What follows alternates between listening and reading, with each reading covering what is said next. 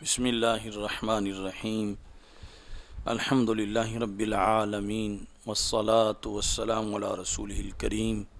وعلی آلہ واصحابہ اجمعین۔ تو جو دلائل ہیں حضرت امام بخاری رحمہ اللہ تعالیٰ کے، ان کا جواب دینے سے پہلے امام اعظم ابو حنیفہ رحمۃ اللہ علیہ کے جو دلائل ہیں ایمان کے بسیط ہونے کے بارے میں، وہ پہلے ذکر کرتے ہیں۔ یعنی امام اعظم ابو حنیفہ رحمۃ اللہ علیہ کا پورا موقف یہ ہے کہ ایمان بسیط ہے،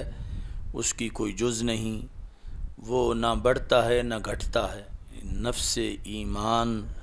وہی رہتا ہے، صرف بعض صورتوں میں مؤمن بھی کہ جس پر ایمان لایا گیا ہے اس میں اضافہ ہوتا ہے، ایمان میں اضافہ نہیں ہوتا۔ مثلا آیات پہلے 10 صورتیں اتری تھیں تو اس وقت مؤمن بھی 10 صورتیں تھیں، جب 100 صورتیں ہو گئیں تو مؤمن بھی میں اضافہ ہو گیا،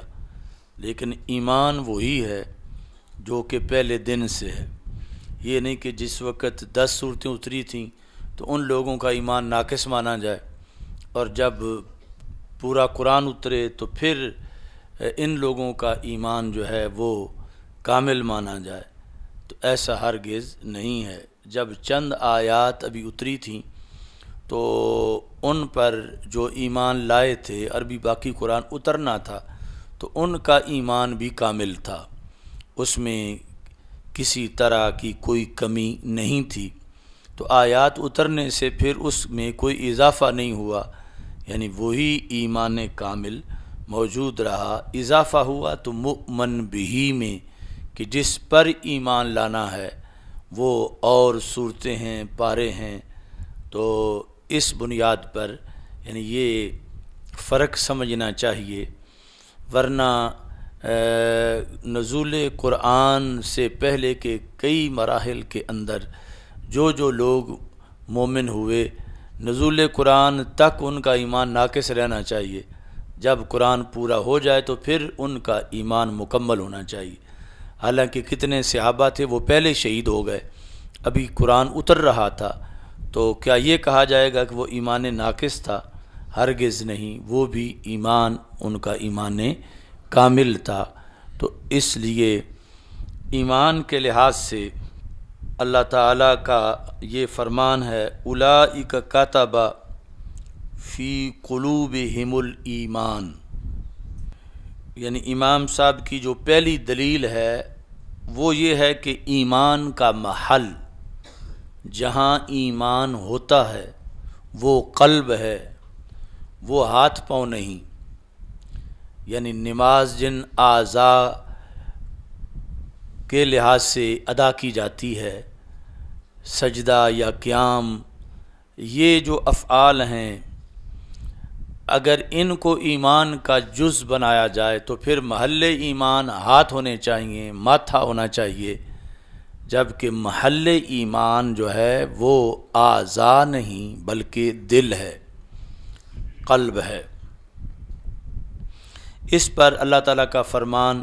اولئک کتب فی قلوبہم الایمان، یہ وہ لوگ ہیں کہ اللہ نے جن کے دلوں میں ایمان لکھ دیا، یہ نہیں کہ ان کے چہروں پر ایمان لکھ دیا یا ہاتھوں پر ایمان لکھ دیا، ان کے دلوں پر ایمان لکھ دیا، تو محل ایمان ثابت ہوا کیا ہے؟ قلب۔ دوسری آیت قالوا آمنا بافواہہم ولم تؤمن قلوبہم، انہوں نے کہا کہ ہم اپنے منہوں سے ایمان لے آئے، حال یہ ہے کہ ان کے دل ایمان نہیں لائے تھے، تو وہ ایمان معتبر نہ ہوا، کیونکہ محل ایمان منہ نہیں، محل ایمان جو ہے وہ دل ہے۔ تو اس بنیاد پر اگرچہ ان کے منہ تو ایمان کا اظہار کر رہے تھے، منافقین کے منہ، مگر چونکہ دل خالی تھے تو اللہ تعالیٰ نے فرمایا وَلَمْ تُؤْمِنْ قُلُوبُهُمْ، ان کے قلوب ایمان نہیں لائے تھے، تو وہ اس لیے کافر تھے۔ تیسری آیت वलाकिन अल्लाह हब्बब इलैकुमुल ईमान वज़य्यनहु फ़ी क़ुलूबिकुम, अल्लाह ने तुम्हें ईमान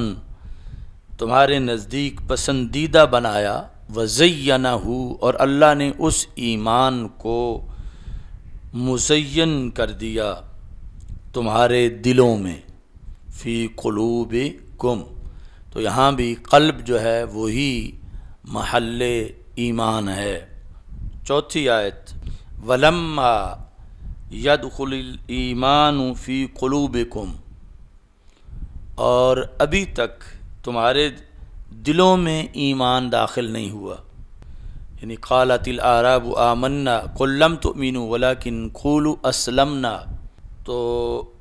अगरचे ज़ाहिरी तौर पर कोई झुक जाए तो ईमान जो है वो नहीं पाया जाता, ईमान दिल में है। तो इस वास्ते अल्लाह ताला ने फरमाया कि वलम्मा यदखुलिल ईमान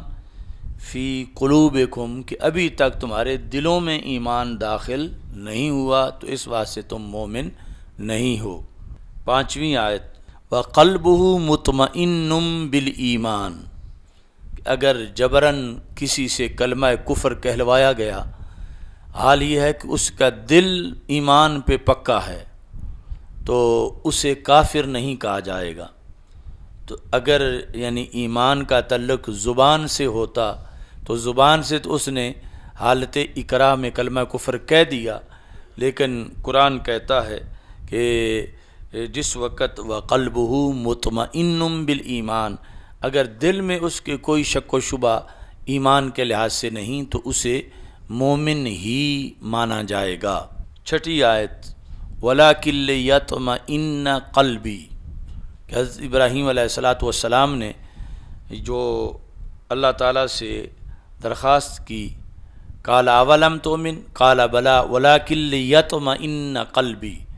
तो ये नहीं कहा वलाकिन लियत्मइन्न रअसी और यदैया और वजही, बल्कि फरमाया वलाकिन लियत्मइन्न क़ल्बी। तो इमाम साहब के नज़दीक जो ईमान बसीत है उसकी बुनियादी वजह यह है कि ईमान का महल क़ल्ब है और सिर्फ़ वही महल ईमान है, उसके साथ आज़ा जो हैं वो शामिल नहीं हैं। तो इस पर ये 6 आयात गवाही दे रही हैं कि ईमान का ताल्लुक़ क़ुलूब के साथ है, क़ल्ब के साथ है, ये ज़ाहिरी आज़ा के साथ ईमान का ताल्लुक़ नहीं है। बाज़ आयात में ये भी आ गया कि अगरचे ज़ाहिरी आज़ा से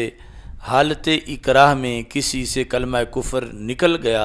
कि उसे इकराह ऐसा था कि जान से मारने की धमकी थी, लेकिन अगर दिल में उसकी शक व शुबा नहीं है तो उसको मोमिन ही समझा जाएगा। अच्छा जी, 6 आयात के बाद 7वें नंबर पे हदीस से एक दलील है कि हज़रत उसामा बिन ज़ैद रदी अल्लाह तआला अन्हु कहते हैं कि रसूल अकरम सल्लल्लाहु अलैहि वसल्लम ने हमें एक जंग पे भेजा, तो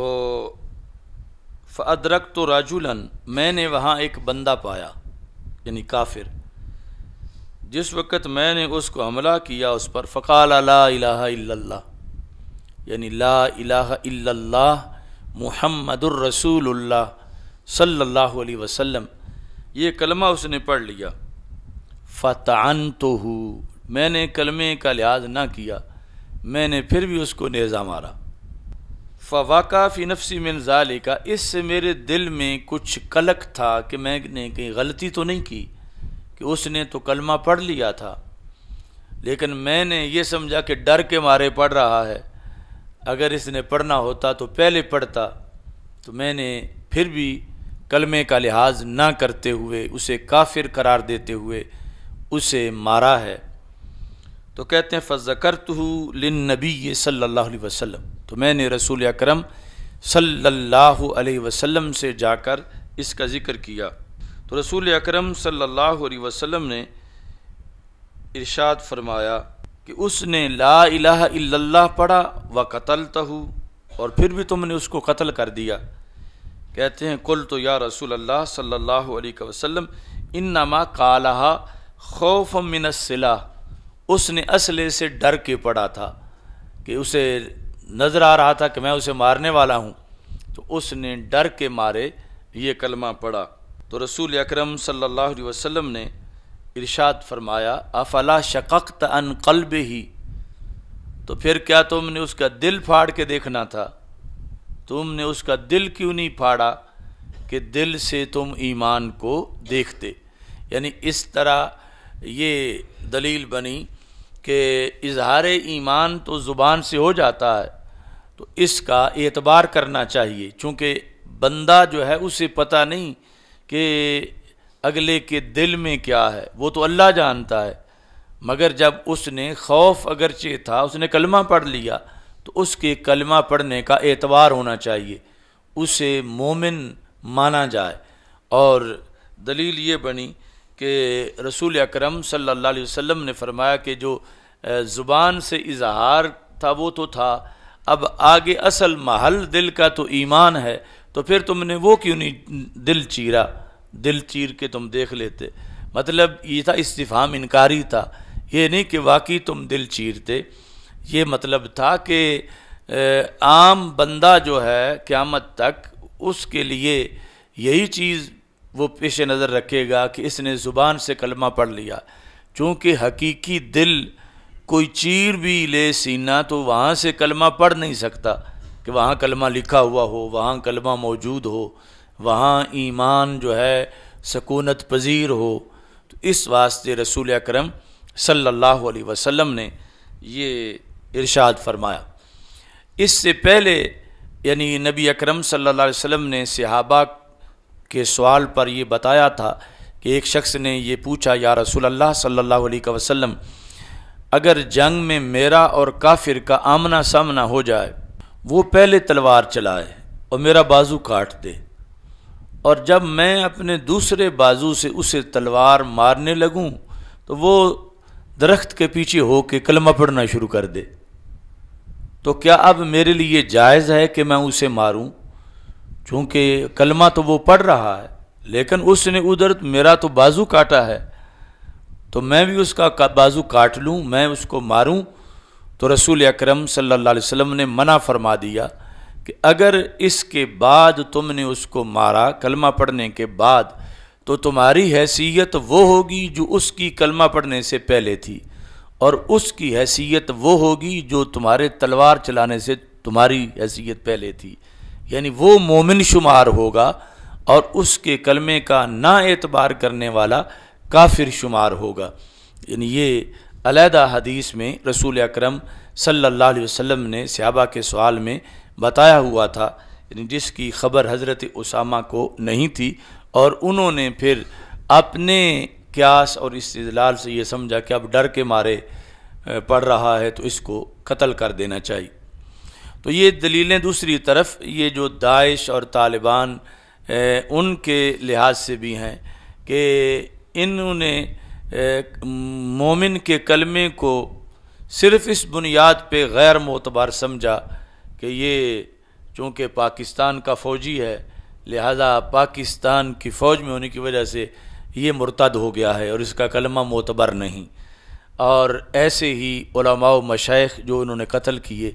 کہ یہ اگرچہ کلمہ پڑھتے ہیں مگر دل میں یہ ایمان ان کے نہیں، یہ منافق ہیں، معاذ اللہ ان کو قتل کر دیا جائے۔ تو یہ ساری کی ساری یعنی جو واردات تھی یہ شریعت کے منافی تھی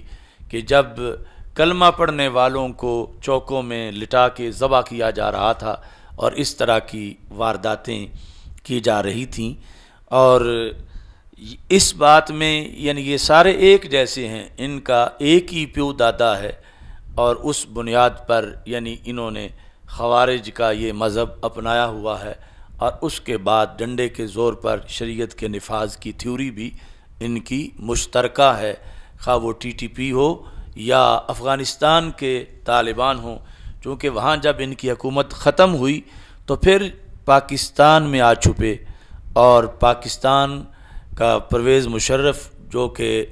بہت غدار تھا اور اس نے امریکہ کی حمایت کر رکھی تھی، اڈے دے رکھے تھے، تو وہی طالبان افغانستان کے پاکستان میں دھماکے کر کے بدلہ لے رہے تھے کہ انہوں نے کیوں اڈے دیے ہیں یا کیوں حمایت کی ہے۔ تو یہ دوسری مخلوق نہیں تھی، جس طرح آج کچھ حماقت خیز سنی جو ہیں وہ یہ سمجھتے ہیں کہ وہ اور ہیں، یہ اور ہیں، یہ ایک ہی ہیں، یعنی اچھے برے طالبان کی کوئی تمیز نہیں ہے۔ ہاں ٹھیک ہے کہ ایک امریکہ کو شکست دینا، اس کے خلاف لڑنا، وہ جزوی طور پر ایک عمل اچھا ہے، اور وہ بھی اگر ماضی کو دیکھیں تو پھر وہ بھی متنازع بن جاتا ہے کہ کبھی یہی امریکہ سے وظیفہ لیتے ہیں اور روس سے لڑتے ہیں، اور کبھی پھر جس وقت روس کا مسئلہ ختم ہوتا ہے تو یہ جس طرح کے کوئی گرو اپنے چیلے پالتا ہے، اور ان چیلوں میں سے اگر کوئی گرو کو اکڑے تو پھر گرو اسے بھی مارنا شروع کر دیتا ہے۔ پہلے تو اپنے چیلوں سے اپنے مخالفین کو مرواتا ہے، لیکن اگر چیلوں میں سے کوئی چیلا زیادہ بڑھ جائے تو وہ گرو کو اکڑے، تو گرو یہ نہیں دیکھتا گرو کہ یہ تو میں نے خود پالا تھا، وہ اس کی گردن پہ مارتا ہے۔ تو یہ پہلے پالے گئے تھے اور پھر روس سے لڑائے گئے تھے، اور پھر جب یہ خود انہوں نے سمجھا کہ اب ہم کافی سیکھ چکے ہیں، دولت آ گئی ہے، اسلحہ آ گیا ہے، لہذا ہم اپنے گرو سے بھی اب بعض مسائل کے اندر اپنا لوہا منوائیں، اپنا ہم مستقل، تو پھر اس گرو نے مارنا شروع کر دیا۔ تو یہ ایسی چال ہے، اور اس میں بہکے ہوئے لوگ جو ہیں وہ ایسی باتیں کرتے ہیں کہ ان کی دو قسمیں ہیں، ایک فلاں جگہ ہے، دوسرا یہاں ہے۔ یہ سارے ایک ہی ہیں، اور اپنے اپنے مفادات کے لیے کوئی کسی سے فنڈ لے لیتا ہے، کوئی کسی سے فنڈ لے لیتا ہے۔ جو یہاں پاکستان میں لڑ رہے تھے یہ انڈیا سے لے رہے تھے، دوسرے کہیں اور سے لے رہے تھے، تو تنظیمیں انہوں نے جدا جدا کر لیں آپس میں، مگر ان کی تھیوری، ان کا عقیدہ ایک ہی ہے، اس کے لحاظ سے کوئی فرق نہیں ہے۔ اچھا جی، تو امام اعظم ابو حنیفہ رحمۃ اللہ علیہ کی جو دوسری دلیل ہے وہ یہ ہے کہ امام صاحب کہتے ہیں کہ ایمان کا لغوی معنی ہے تصدیق۔ اس بنیاد پر جب حکم آیا آمینو، لوگو ایمان لے آؤ، تو مطلب کیا تھا؟ اللہ کے ایک ہونے کی تصدیق کرو، رسول پاک صلی اللہ علیہ وسلم کے آخری نبی ہونے کی تصدیق کرو۔ صرف تصدیق کا حکم دیا جا رہا تھا، ساتھ دوسری کوئی چیز نہیں تھی، تو تصدیق اکیلی بسیط ہے، اس کا کوئی جزو نہیں ہے۔ ایسے ہی ایمان جو ہے کفر کی ضد ہے، اور الاشیاء تعرف باضدادها، تو کفر جو ہے اس کا محل قلب ہے، یعنی کافر کے کفر کا محل دل ہے، وہ جس کو کفر جہود کہتے ہیں، یعنی دل، اس کے دل میں ہے کہ وہ نہیں مانتا۔ تو جب کفر کا محل دل ہے تو اس کو ختم کرنے پر جو ایمان مرتب ہوتا ہے اس کا محل بھی دل ہے، اس لیے ایمان کا محل دل ہے، اور دل کے لحاظ سے دلیل ہے کہ ایمان بسیط ہے۔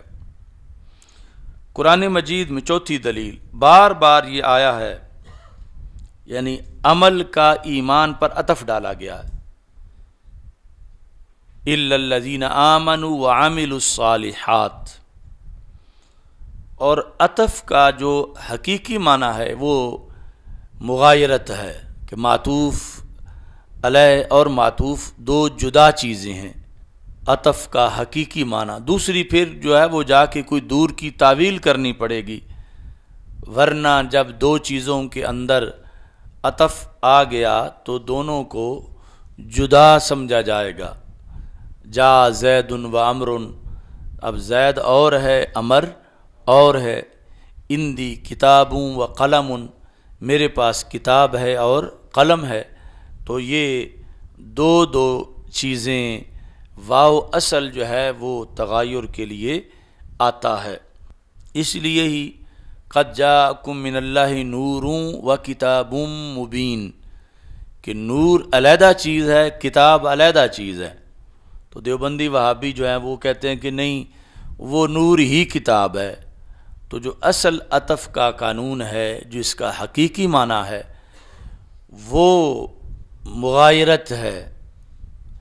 کہ ما قبل ما بعد کا مغایر ہوتا ہے۔ تو اس واسطے نور علیحدہ ذات ہے رسول اکرم صلی اللہ علیہ وسلم جس سے مراد ہیں، اور کتاب علیحدہ ہے۔ اسی بنیاد پر اشرف علی تھانوی نے اپنی کتاب المولد النبوی صلی اللہ علیہ وسلم میں یہ اس کی ایک تقریر ہے، قد جاءکم من اللہ نور و کتاب مبین، اس پر تو اس نے دلائل دیے کہ یہاں نور اور کتاب جدا جدا ہیں، اور کبھی ہو سکتا ہے کہ نور اور کتاب ایک ہوں۔ وہ علیحدہ آیات جو ہیں اس نے پیش کی، اور یہاں جو یعنی مغایرت والا معنی قطعی ہے اس کو بیان کر کے اس نے رسول اکرم صلی اللہ علیہ وسلم کی نورانیت اسی لفظ نور سے ثابت کی، اور آگے علیحدہ کتاب۔ تو جو سبق ہم پڑھ رہے ہیں الا الذین آمنوا وعملوا الصالحات، اگر مذہب مانا جائے معتزلہ کا، خوارج کا، تو یا پھر بعد میں ابھی جو ہم نے فرق کرنا ہے محدثین کا، امام بخاری کا رحمۃ اللہ علیہم، تو اس صورتحال میں اگر عمل کو ایمان کی جز مانے تو پھر تو عمل ایمان کے اندر ہی آ گیا، تو بعد میں دوبارہ اس کو کیوں ذکر کیا گیا؟ تو پتہ چلتا ہے ایمان علیحدہ چیز ہے، عمل ایمان میں نہیں، عمل ایمان کی جز نہیں، ایمان بسیط ہے، ایمان مرکب نہیں، عمل علیحدہ ہے۔ اب ویسے تو ہو سکتا ہے کہ جس طرح کہ تنزل الملائکۃ والروح، پہلے الملائکہ کا ذکر اس میں بھی جبریل آ گئے، اور پھر بعد میں علیحدہ بھی جبریل علیہ السلام کا ذکر ہوا، تو یہ تخصیص بعد التعمیم ہے۔ تو اس بنیاد پر یہ نہیں کہا جا سکتا کہ یہاں اگرچہ ایمان میں عمل آ گیا تھا لیکن عمل کو پھر علیحدہ بھی ذکر کیا جا رہا ہے کہ یہ زیادہ اہم ہے۔ تو نہ تو یہ ایمان سے زیادہ اہم ہے، اور دوسری یہ ہے کہ سارے قرآن کے اندر پھر یہی چلنا تھا، کئی تو حقیقی معنی ہوتا، حقیقت جو پہلے مشتمل ہے اگر ایمان عمل پر، تو کسی جگہ تو ایسا ہی ہوتا کہ صرف ایمان ہوتا اور عمل کے مقام کے تذکرے کے تقاضے کے باوجود عمل کا ذکر نہ کیا جاتا اور عمل کو داخل ایمان قرار دیا جاتا، تو وہ کہیں بھی نہیں کیا گیا، جبکہ اتنی زیادہ آیات جو ہیں آمنوا وعملوا الصالحات والی موجود ہیں۔ تو اس بنیاد پر عمل جو ہے وہ ایمان کا حصہ نہیں ہے، ایمان بسیط ہے۔ اچھا جی، اور دوسرا اس کو اس طرح رد کریں جو پہلے ذکر کیا، جس طرح کہ یہ جو تخصیص بعد التعمیم ہوتی ہے، یہ تب ہوتی ہے کہ جو واو عطف کے بعد ذکر ہے وہ پہلے سے زیادہ اہم ہو، جس طرح عام فرشتوں سے جبریل زیادہ اہم ہیں تو انہیں علیحدہ کر کے ذکر کیا گیا۔ حافظوا علی الصلوات والصلاۃ الوسطی، عام نمازوں سے صلاۃ وسطی زیادہ اہم ہے تو اسے علیحدہ ذکر کیا گیا، تو تب ہوتی ہے تخصیص بعد التعمیم۔ اور یہاں بالیقین مخالفین کے نزدیک بھی عمل جو ہے وہ ایمان سے افضل نہیں، ایمان ہی عمل سے افضل ہے۔ تو اس بنیاد پر ان کے مانے ہوئے قانون کے مطابق بھی یہاں تخصیص بعد التعمیم نہیں ہے، بلکہ واو مغایرت کے لیے ہے، ایمان علیحدہ ہے اور عمل علیحدہ ہے۔ پانچویں دلیل، وَمَن يَعْمَلْ مِنَ الصَّالِحَاتِ وَهُوَ مُؤْمِنٌ، تو یہ جو حال ہوتا ہے یہ ذوالحال کی قید ہوتا ہے، حال ذوالحال کی قید ہوتا ہے۔ مثلا جانی زید راکبن، تو راکبن زید کی حال ہے، تو مطلب کیا ہوگا کہ اس حالت میں آیا کہ وہ سوار تھا، یعنی ساتھ سواری کی قید ہے، یہ نہیں کہ پیدل چل رہا تھا۔ حال جو ہے وہ ذوالحال کی قید ہوتا ہے، اور ذوالحال جو ہے وہ حال سے علیحدہ ہوتا ہے، ذوالحال حال ایک نہیں ہوتا۔ تو ایسے ہی شرط اور مشروط میں مغایرت ہوتی ہے، شرط اور مشروط میں مغایرت ہوتی ہے۔ اذا قمتم الی الصلاۃ فاغتسلوا، شرط اور مشروط میں مغایرت ہے۔ تو یہ جو آیت ہے وَمَن يَعْمَلْ مِنَ الصَّالِحَاتِ وَهُوَ مُؤْمِنٌ، کہ جو نیک کام کرے مگر شرط یہ ہے کہ مومن ہو، فَلَنُحْيِيَنَّهُ حَيَاةً طَيِّبَةً، یہ دوسری آیات ہیں، تو آگے پھر ذکر آئے گا وَمَن يَعْمَلْ مِنَ الصَّالِحَاتِ وَهُوَ مُؤْمِنٌ۔ تو یہاں پر عمل صالح کے ساتھ قید لگائی گئی ہے ایمان کی، کہ معتبر تب ہوگا جب ایمان کی حالت میں کرے گا، اگر ایمان کی حالت میں نہیں کرے گا تو پھر عمل معتبر نہیں ہوگا۔ اور حال اور ذوالحال ایک چیز نہیں ہوتی، دو جدا چیزیں ہوتی ہیں۔ تو اس بنیاد پر بھی پتہ چلا کہ ایمان اور ہے اور عمل اور ہے۔ کتنی دلیلیں ہو گئی ہیں؟ چھٹی دلیل وہ یہ ہے کہ قرآن مجید میں کئی جگہ ایمان مقرون بالمعصیت ہے، یعنی ایمان بھی ہے اور ساتھ مومن کے گناہ کا بھی ذکر ہے، یعنی عمل کی نفی کے باوجود ایمان پایا گیا ہے۔ کئی آیات ایسی موجود ہیں، جس طرح کہ وَإِن طَائِفَتَانِ مِنَ الْمُؤْمِنِينَ اقْتَتَلُوا فَأَصْلِحُوا بَيْنَهُمَا، اگر مومنین میں سے دو گروہ آپس میں لڑ پڑیں تو ان کے درمیان صلح کرواؤ۔ اب جس حالت میں وہ لڑ رہے ہیں تو وہ لڑنا صلح، اتحاد، اتفاق والے عمل کی نفی ہے، اس کے باوجود اللہ نے ان کو مومن ہی کہا ہے۔ وَإِن طَائِفَتَانِ مِنَ الْمُؤْمِنِينَ اقْتَتَلُوا فَأَصْلِحُوا بَيْنَهُمَا۔ ایسے ہی یا ایھا الذین آمنوا کتب علیکم القصاص فی القتلی، ایک بندے نے دوسرے کو ناحق قتل کیا تو جس نے قتل کیا قرآن اس کو کہہ رہا ہے کہ اے ایمان والے، تجھ پر لازم کر دیا گیا ہے قتلہ کے بارے میں قصاص، کہ تجھے اس کے عوض میں قتل کیا جائے گا۔ تو اب ادھر اس نے گناہ کبیرہ بھی کیا ہے، بہت بڑا، اور ساتھ ہی اس کو یا ایھا الذین آمنوا بھی کہا جا رہا ہے۔ تو پتہ چلا کہ عمل کی نفی سے ایمان کی نفی نہیں ہوتی، یہ تب ہی نہیں ہوتی کہ جب یہ مانا جائے کہ ایمان بسیط ہے اور عمل اس سے خارج ایک علیحدہ چیز ہے۔ اس کے بعد ساتویں دلیل، بہت سی ایسی احادیث ہیں جہاں رسول اکرم صلی اللہ علیہ وسلم نے جب صحابہ کو مختلف علاقوں میں ابتدائی تبلیغ کے لیے بھیجا تو فرمایا کہ پہلے تم ان کو ایمان کی دعوت دو، عقیدے کی دعوت دو، جب وہ یہ قبول کر لیں تو پھر ان کو عمل کی دعوت دو۔ تو عمل کی دعوت ہمیشہ ایمان کی دعوت پر مؤخر رہی ہے۔ تو اگر عمل کے بغیر ایمان پائی نہ جاتا ہو تو پھر تو ایمان کے اندر ہی عمل کی دعوت بھی ہونی چاہیے، جبکہ رسول اکرم صلی اللہ علیہ وسلم نے مثلا حضرت معاذ بن جبل کو یمن بھیجا تو ان کو طریقہ بتایا کہ پہلے انہیں یہ بتاؤ، اگر وہ ایمان لے آئیں تو اس کے بعد ان کو نماز کے بارے میں بتاؤ، اگر وہ یہ پڑھنا شروع کر دیں تو پھر اس کے بعد اس کو اگلا سبق دو۔ تو یہ بھی اس بات کی دلیل ہے کہ ایمان بسیط ہے۔ کتنی دلیلیں ہو گئی ہیں؟ 8ویں جو حدیث جبریل ہے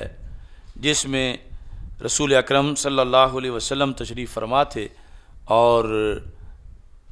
ایک بندہ آ گیا، شدید و بیاد الثیاب شدید و سواد الشعر، کہ اس کے بال بہت کالے تھے اور کپڑے بہت سفید تھے۔ مطلب یہ ہے کہ وہ کہیں سے سفر کر کے نہیں آیا تھا، قرائن سے پتہ چل رہا تھا، اور مدینہ منورہ کا بھی نہیں تھا۔ تو اس لیے ہم حیران تھے کہ اگر مدینہ منورہ یہ گرد و نواح کا ہوتا تو ہمیں پتہ ہے کون کون یہاں رہتے ہیں، اور یہ بالکل اجنبی ہے، تو مطلب ہے دور سے آیا ہے۔ تو دور سے آیا ہے تو اس کے بالوں پر کوئی غبار ہوتا، چونکہ کار کا دروازہ کھول کے تو اچانک باہر نہیں نکل آیا، کہ وہ صحیح ناتا دھوتا، یعنی بالکل فریش، اور کپڑے بالکل سفید، بال بالکل سیاہ۔ تو پھر اس نے آ کر رسول اکرم صلی اللہ علیہ وسلم سے سوالات کیے، مل ایمان، مل اسلام، مل احسان۔ تو رسول پاک صلی اللہ علیہ وسلم کے گھٹنوں کے ساتھ گھٹنے لگا کے بیٹھ گیا۔ تو جب رسول پاک صلی اللہ علیہ وسلم سے سوال پوچھتا، آپ جواب دیتے تو آگے سے تصدیق بھی کرتا، ہاں ایسے ہی ہے۔ تو اس سے پتہ چلتا کہ پہلے جانتا تھا۔ تو جس وقت وہ چلا گیا تو رسول اکرم صلی اللہ علیہ وسلم نے فرمایا، جانتے ہو یہ کون ہے؟ تو صحابہ نے کہا اللہ و رسول اعلم۔ تو آپ نے فرمایا ذاک جبریل اتاکم یعلمکم دینکم، یہ جبریل تھے۔ اس سے پتہ چلا بشر کی حالت میں نور آئے تو زلفیں آ ہی جاتی ہیں۔ نور اگر بشریت کے اندر ہو تو پھر تقاضے بشری ہوتے ہیں۔ یہ بھی یعنی غلط فہمی ہے دیوبندیوں وہابیوں کو کہ رسول اکرم صلی اللہ علیہ وسلم نور تھے تو پھر یہ کیوں تھا وہ کیوں تھا، بلکہ جنگوں میں زخمی ہونا اس کو بھی بشریت محضہ کی دلیل بناتے ہیں۔ حالانکہ بخاری شریف میں آگے آ رہا ہے کہ جب ملک الموت کو حضرت موسیٰ علیہ السلام نے تھپڑ مارا تو ڈھیلا تو ملک الموت کا بھی نکل گیا، تو نور تھے مگر زخمی ہو گئے، چونکہ حالت بشر میں تھے ملک الموت۔ تو اس بنیاد پر یعنی یہ دلیلیں نہیں ہیں کہ جن کی بنیاد پہ نور کی نفی کی جائے، نورانیت کی نفی کی جائے۔ اچھا، یہاں جو 8ویں دلیل ہے وہ اس طرح ہے کہ مل ایمان کا سوال علیحدہ تھا، مل اسلام کا سوال جو ہے وہ علیحدہ تھا۔ مل اسلام میں اعمال کا ذکر کیا گیا اور مل ایمان میں ان تؤمن باللہ اس کا ذکر کیا گیا۔ تو پتہ چلا کہ ایمان جو ہے اس میں عمل کا کوئی دخل نہیں ہے، نفس ایمان صرف تصدیق قلبی کا نام ہے۔ یعنی اس کے علاوہ سینکڑوں دلائل ہیں امام اعظم ابو حنیفہ رحمہ اللہ تعالیٰ کے، جو آپ نے ایمان کو بسیط کہا۔ تو اب آپ کو یہ کافی ہیں اتنے، تو اس کو ساری عمر یاد رکھنا ہے۔ یہ نہیں کہ کوئی جو کل دلائل پڑھیں ان میں سے پیش کرے تو آپ اسی وقت ہی ڈھیر ہو جائیں کہ اب یہ تو آیت لکھی ہوئی ہے، تو ابھی اس کا ہم پھر جواب دیں گے کہ وہاں مراد کیا ہے۔ تو امام صاحب کے دلائل وزنی ہیں، قطعی ہیں، اور یہی موقف حق ہے کہ ایمان بسیط ہے اور عمل جو ہے وہ ایمان کی جز نہیں ہے۔ یہ سارے قبر کے امتحان کے لیے آپ نے دلائل پکانے ہیں۔ اب ایک چھوٹی سی تمہید ہے وہ جواب دینے کے لیے۔ تمہید یہ ہے کہ اس تمہید پر اب آگے محدثین اور امام اعظم ابو حنیفہ اور امام بخاری اور امام اعظم ابو حنیفہ ان کا ہم اتحاد ثابت کریں گے، اور جو فرق ہے معتزلہ اور خوارج سے کس کا، محدثین کا معتزلہ اور خوارج سے فرق ہے جو امام بخاری کا وہ ہم واضح کریں گے۔ یعنی جزئیت کے قائل تو دونوں طرف ہیں، یعنی معتزلہ بھی جزئیت کے قائل ہیں، خوارج بھی جزئیت کے قائل ہیں، اور اس بنیاد پر ہم ان کو باطل سمجھتے ہیں، اور ادھر محدثین بھی جزئیت کے قائل ہیں،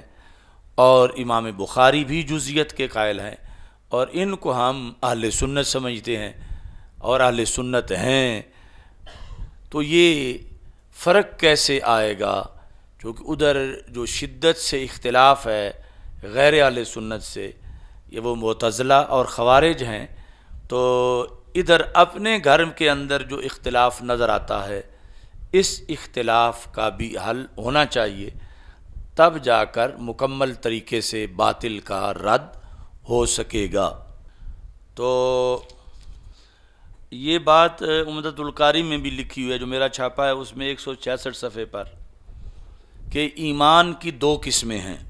یعنی اب بظاہر تو ایسا اختلاف ہے کہ کوئی رستہ آپ کو نظر نہیں آ رہا، کہ جب محدثین اور امام بخاری بھی جزئیت ماننے سے باز نہیں آتے اور وہ کہتے ہیں یقیناً جز ہے، تو پھر ان پر حکم وہ ہم کیوں نہیں لگاتے جو معتزلہ اور خوارج والا ہے، اور انہیں اہل سنت ہی مانتے ہیں؟ تو بظاہر یہاں رستے سارے بند نظر آتے ہیں کہ یہ پھر درست نہیں، ہمیں حکم لگانا چاہیے ان پر، ورنہ جو ہے وہ اعتراض کا جواب نہیں دے سکتے۔ تو یہاں جو جواب آئے گا اس سے آپ کو زندگی بھر ایسے مقامات پر جواب دینے کا طریقہ بھی نظر آئے گا کہ کیسے رستہ بنتا ہے اور کیسے اتنے اختلاف کے باوجود وحدت نظر آتی ہے، اور کس انداز میں یہ حقیقتاً ایک ہی ہیں محدثین اور فقہا، محدثین اور امام اعظم ابو حنیفہ، امام بخاری اور امام اعظم ابو حنیفہ، یہ ایک ہی ہیں۔ اچھا، تو اب ایمان کی دو قسمیں ہیں۔ ایمان کی یعنی ہم جزئیت کا انکار نہیں کر سکتے کہ محدثین جز نہیں مانتے یا امام بخاری جز نہیں مانتے، وہ چیز برقرار رکھ کے کہ مانتے ہیں۔ اب نکلنے کا رستہ کہ ایمان کی دو قسمیں ہیں۔ ایک ہوتا ہے ایمان منجی، نجات دہندہ، منجی جو پنجابی میں منجی ہوتے ہیں،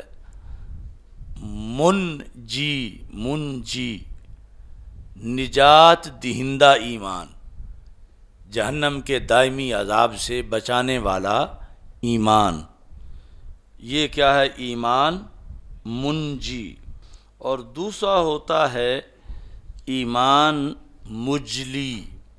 بلکہ اس دی جگہ تو میں یہ لکھ لو ایمان معلی، عین کے ساتھ، علو دینے والا، ایمان منجی اور ایمان معلی۔ منجی وہ ہے جو جس کی وجہ سے اگر وہ ایمان پایا جائے تو بندہ نارے جہنم کے ہمیشہ کے عذاب سے نجات پا جاتا ہے، اگرچہ بعض اعمال کی وجہ سے جا سکتا ہے جہنم میں، مگر ہمیشہ جہنم میں نہیں رہ سکتا، کیونکہ وہاں پر ایمان منجی پایا گیا ہے۔ اور دوسرا ایمان معلی، یعنی جس کو دوسرے لفظوں میں کامل ایمان، کہ جو بندے کو علو اور بلندی دیتا ہے۔ تو یہ اب ایمان منجی کے بعد کی حالت ہے، یعنی بندہ ایمان لے آیا، پھر اس نے نمازیں پڑھیں، روزے رکھے، حج کیے، زکاتیں دیں، زندگی بھر گناہوں سے دور رہا، تو اب اس کا یہ ایمان معلی بن چکا ہے کہ اس کو علو دینے والا، تو یہ اسے جہنم جانے سے ہی بچا لے گا، کیونکہ ایمان کامل ہے اور اس کی کوئی چھٹی نہیں ہے، عمل کی ناغہ نہیں ہے۔ تو یہ دو قسمیں ہیں، ایمان منجی اور ایمان معلی۔ اسی طرح ایک اور اصطلاح بھی ہے،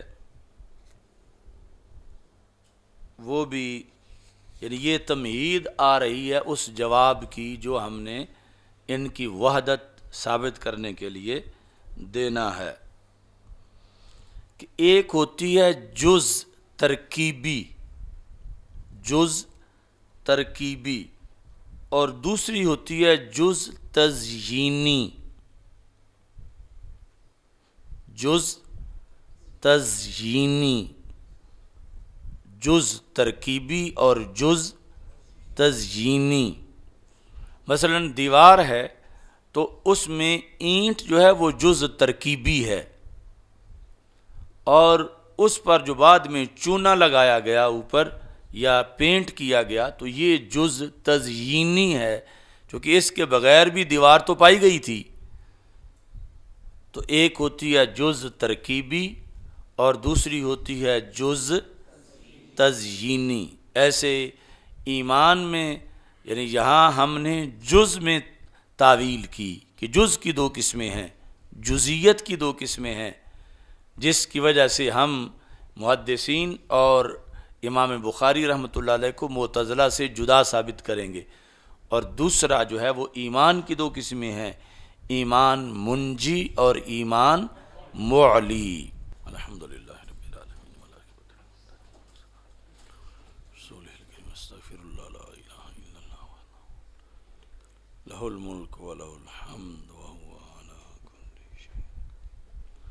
اللہم بارک اللہم بارک اللہم بارک رب یسر ولا تعسر وتمم بالخیر وبک نستعین، رب یسر ولا تعسر وتمم بالخیر وبک نستعین۔ اللہم ارنا الحق حقا وارزقنا اتباعہ وارنا الباطل باطلا وارزقنا اجتنابہ، ربنا آتنا من لدنک رحمہ وہیئ لنا من امرنا رشدا، وصلی اللہ تعالی علی حبیبہ خیر